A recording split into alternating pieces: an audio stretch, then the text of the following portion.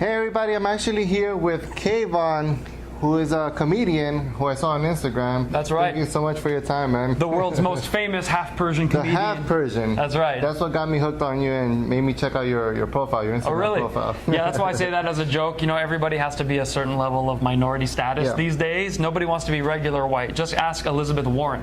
So I said I'm the most famous half Persian comedian because my dad's Middle Eastern, my mom is regular white. And everything about me is half Persian, even the way I shave my chest.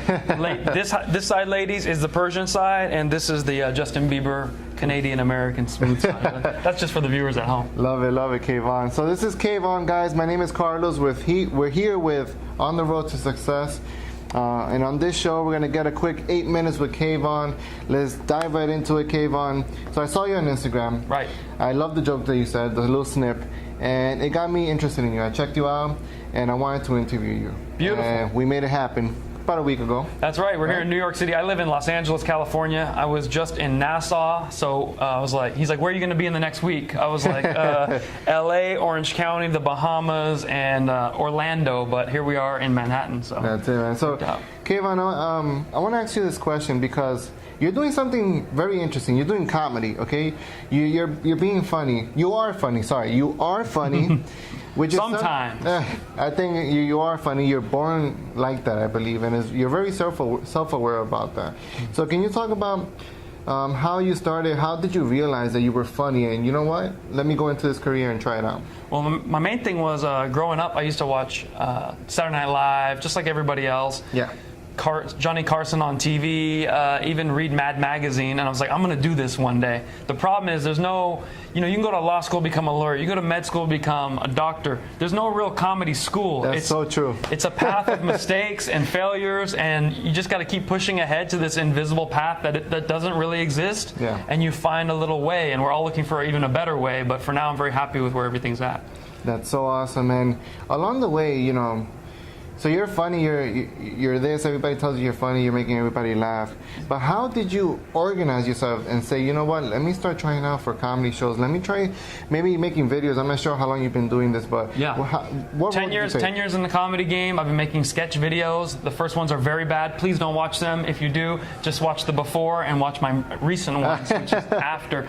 And when you start, you talk about yourself. What do you know best? It does no good for a new comedian to go on stage and explain how the world works. You see that from the older comedians. I love that you say that. The new comedians talk about your mom, your dad, your family, the food you grew up with. Make fun of yourself. As you get better and older, a couple more gray hairs, then you can explain, why the kids are so stupid and what we need to do different. I'm so happy you said that. What I'm doing with documenting my journey, interviewing different people, humility and learning, I'm just being myself. I'm not trying to be this successful person or teach you how to become successful.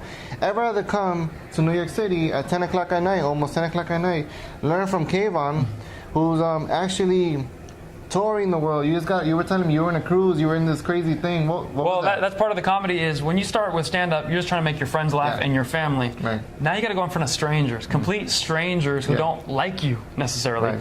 They're in Kentucky at midnight going, well, this show was free. Let's see if this guy's funny. So as a comedian, you have to organize your jokes. To your point, organization is key. If I do a Middle Eastern crowd in New York City on a Tuesday, that's different than a Texas crowd in the middle of San Antonio. Wow. On a Friday night. And so, and on a cruise ship with little 9-year-old kids in the front row going like this, you're like, uh-oh, there goes half your material just gone. That's it. You can't say any bad words. You can't say this. You can't say that. So once you organize it all in my head, I kind of flip to the weapon I need for the crowd in front of me. Right. And that's been a great adventure. So authenticity and being yourself, and basically you make fun of yourself. Yeah, and I just went to Asia, right? Yeah. and they speak great English there, and in Europe, but what works best in another culture? Visual jokes. Yes. So I'm going, hey, how are you? I'm Persian. I'm only half Persian, but tonight full Persian for you. And they're laughing because they don't necessarily understand every joke, but they're like, that's funny. I can see he's like, my friend, I give you a good deal. Where did you buy this suit? I could have got you 10 times better suit. I don't know. If I would have known you were dressed like this, I would have came a little bit more comfortable. But well, comedians, we dress. I wore a suit at my last event, and I'm in New York City on a Tuesday. I figured, hey, I'll dress like I just got out of college, try to meet some 22-year-old chicks. I love it, Kvon. I love it. I saw that, on Instagram, you were like, Has anybody dated a Middle Eastern man? Right. Right? And like 2 people say yes. Two girls say yes. 2 girls. So you were like, you never dive in. You say the joke, man. Say the joke. You'll say it better. If you watch great performers, they get the audience involved before they hit them with theirs. I just watched Bohemian Rhapsody with Freddie Mercury. I was like, that's exactly what I'm trying to do. Of course, he was much better. Bono, all these rappers that make the crowd, hey, ho. So with comedy, it's the same thing. It's just not as big. But you want it to be big, so you go, how many women here have dated a Middle Eastern man? And only 2 clapped in the whole room, 400 people. I go, wow. Check it out, check it out. I go, usually there's more. Okay, you 2 ladies, start with a half first, see if you like it. Just like that. Yeah. Dip your toe before you dive all the way in. Oh my God. And so, everybody laughed at that, and that's all comedy is. It's baiting them with the question and then hitting them with the punchline. You said something 87 seconds ago about performing for free. Right. A lot of the things that I'm doing as well, it's all free. I'm traveling, I'm interviewing, I've been to California. Everything, I'm basically investing, and I'm not getting paid for it. One of the questions I get is, when are you going to make money? Right. Or did you get paid for that interview? And I don't think people understand the value of doing stuff for free, at least in the beginning. Yep. Can you talk on that? Every show I did was for free for the first 3 years of my career, and then the day you get $30, you're like, what? I was willing to do this for free. People are going to hear that and they're going to be like, that's crazy, right? Right. And then, but you have a day job for that purpose. As you get better, you can request more money because you're worth more money. But the worst thing you can do is come out of the woodworks with no experience, ask for money. You're not going to get the job. If I want to go be a newscaster right now on the news, I should go there and be willing to hold cables and set up cameras. Oh my God. There are things you're going to learn from setting up the camera that then when you get in front of the camera, you have that experience. You're like, lower the camera 2 inches. There we go. Hi, welcome to CNN. So I love that, man. And it's so true. It hits hard to me because in the beginning, I was not being myself. I was trying to create and tell people like this is what you should do when I'm like when my relationship is not that well and my health is not that well. Right. And I was not winning. I was just not winning on social media. Now, a year later I've changed and I just wanted to be myself. And it was easier being myself because I didn't have to remember anything. Yeah, exactly. I didn't have to remember. You're not putting on an act, you just be. And with stand-up comedy, you're trying to be yourself every single day. So the way I say is, we all know how we are joking in private. When the light comes on and there's people with a drink waiting for you to talk, it's like that mind eraser that the Men in Black, you're like, who am I anymore?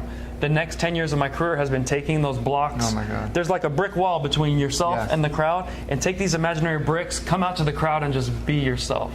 It happens with you in the crowd, and it happens with me when I interview somebody. And I go into an interview and I just want to just have a conversation. And, before it was just next question number 2. And you got notes and everything. Yeah, I had notes. It was just weird. It was like. Well, I hate when I give someone an intro for my show because I've been doing this now a long time and I forget. Some people never speak in public, so I say, "Here's what you say," and they come on stage. The next comedian. Oh my God. We are so excited to have. And I'm like, you know what? I would rather her have been like, I don't remember anything, but I love this guy in the back room. He made me laugh. Just get him out here, Kvon. But instead, they want to do it so perfect, they mess up. This next comedian is so funny. You will laugh. Ha ha. Get ready. Here he is, Kvon. Wow. Yeah. And I'm like, no. Oh, awkward. So talking from your heart beats anything written on the page anytime. Wow, love it. 2 more minutes, and then you got a performance at 9:30. Yeah, I got a show to go do. This is a great night for me. I just released a new book. It's called Once You Go Persian. And it's everything I've learned in the last few years because I was raised very Americanized in Reno, Nevada, Las Vegas as well. So this book, Once You Go Persian. That's it. If you don't know anything about Middle Eastern people, it's going to be on Amazon for pre-sale as well as on my website, which is the best. So you can send me the link and I'll put it there and everything. So just Google Kvon. I'm the only white guy named Kvon on the internet. And then I got this 1-hour DVD, which is me making fun of me making fun of myself. And then this one is Thanks God. That's what you saw. If it weren't for this special, him and I would have never met. It's crazy. Social media, guys. So Instagram. My YouTube channel, my Facebook, and my Instagram, that's how we met, is Thanks God is me making fun of my dad and his culture the whole time, and 1 hour of jokes about making fun of Persians. And if you can laugh at yourself, people will let you make fun of anything after that. So my advice is, if you want to go in on somebody, have a good sense of humor about yourself first. Otherwise, you're just a bully. That's it. And then nobody else can make fun of you. That's right. You already did. All right, Kvon. Let's finish this off. All right? Let's do it. You have people out there. They want to succeed. They want to put in the hustle. Okay? in my view, you're successful, or at least you're on the road to success, which is what this show is named, right?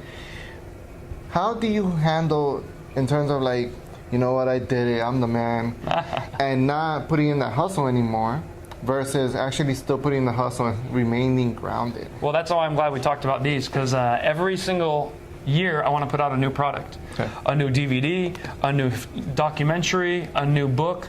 And if every year you're putting out great content, changing up your game, you're going to stay on the forefront. But if you're resting on your laurels, then you're going to be living off your reputation, not working on it.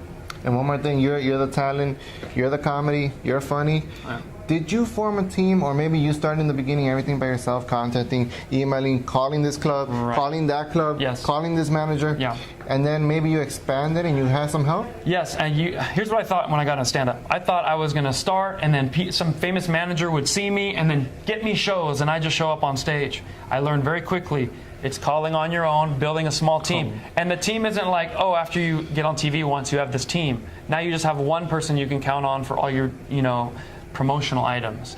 And you slowly build a team over 10, 15 years. That's why it's a career and it's not an overnight success. That's it. Kvon, where do we follow you? How can we communicate with you? What you put out a whole list of shows that you have coming up. Right, yeah. I perform 220 nights a year. Okay. The nights I take off, it's because I'm writing a book or working on a new production I'm making. You can find me on Google. Find me on Facebook, Telegram. I'm on eHarmony, blackpeopleonly.com. I'm on Farmers Only. I'm on all these sites. Tinder, Bumble.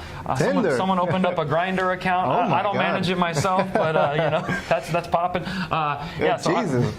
I'm on basically everything, because you never know where the next fan is going to see you and what's international. And right now, America has a great comedy scene, but international, thanks to the internet, is blowing up as well.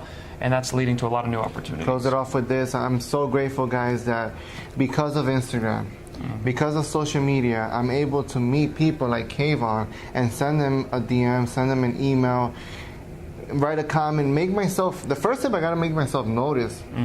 And then get your attention. And then, how can I add value to you? Well, I'm gonna do this interview.